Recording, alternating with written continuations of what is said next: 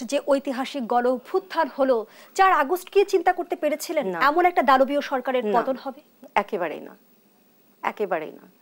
ভেবেছিলাম যে ইতিহাস যদি ঘেটে দেখি তাহলে কিন্তু বোঝা যাবে যে আরো দীর্ঘায়িত হবার কথা ছিল। তবে যে অভূতপূর্ব সাড়া ছিল, আপনি দেখবেন যে কোনো আন্দোলনেরই এ ধরনের গণ অভ্যুত্থান যখন হয় তখন একটা আন্দোলনটা তো এবার ছিল শুধুই ছাত্রদের, তাই না?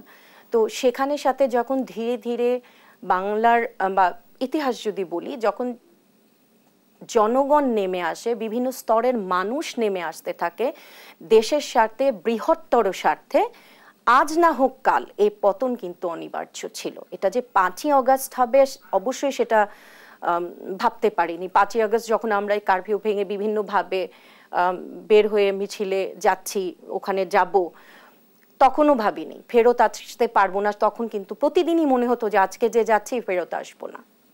এই যে আইন শৃঙ্খলা বাহিনীর বিপক্ষে যে অবস্থান করছিলেন তখন কোনো চাপের মুখোমুখি হতে হয়েছিল? যথেষ্ট, যথেষ্ট।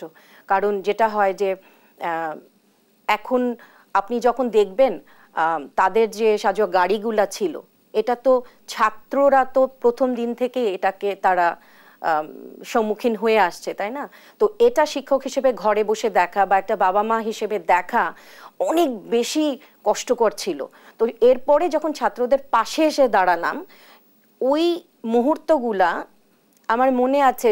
আমি নজরুলের যে গান, হ্যাঁ, কারার ওই লৌহ কপাট, এই কথারগুলোর মর্ম মিছিলে না দাঁড়িয়ে যদি আপনি কখনো এরকম পরিস্থিতিতে গান না গান, আপনি বুঝবেন না যে এই অনুভূতিটা কোথায়। কিছু ভয় লাগে না, সামনাসামনি আছে ওরা, কিন্তু অস্ত্র নিয়ে কিন্তু দাঁড়িয়ে আছে যে কোনো মুহূর্তে। এবং আমরা তো প্রতিনিয়ত খবরও পাচ্ছিলাম, তাই না, যে চড়াগুলি, রাবার এবং স্নাইপার শট থেকে শুরু করে ওরা তো সমস্ত রাষ্ট্রযন্ত্র ব্যবহার করেছে। তো ভয়ের থেকে অনেক বেশি তীব্রতর অনুভূতি হচ্ছে প্রতিবাদ। আন্দোলন চলাকালীন সময়ে আর এখনকার বাস্তবতা যদি আমরা একটু জানতে চাই, ঢাকা বিশ্ববিদ্যালয়ের ক্যাম্পাস হলগুলোর পরিস্থিতি বা চিত্র কতটা পাল্টেছে? ঢাকা বিশ্ববিদ্যালয় যেহেতু প্রাণকেন্দ্র ছিল, সেখানে ছাত্র শিক্ষকের সম্পর্কে একটা বিশাল ফাটল ধরেছে।